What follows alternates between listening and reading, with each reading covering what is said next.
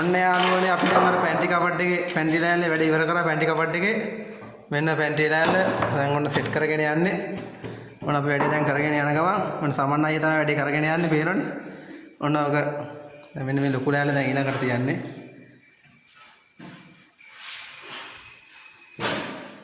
ඔන්න ඔය විදිහට තමයි අපි වැඩේ කරගෙන යන්නේ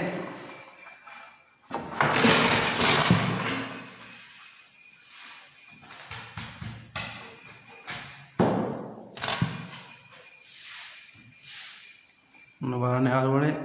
තාම වැඩ බොහොමයි මේකේ තාම වැඩ භාගයට යන්නේ වෙනවනේ ඔන්න ඔහොම තමයි අපි වැඩ කරන්නේ අපිට වැඩක් දුන්නොත් ආයි කියන්න දෙයක් නැහැ වැඩේ සවුත්තු කළාම තමයි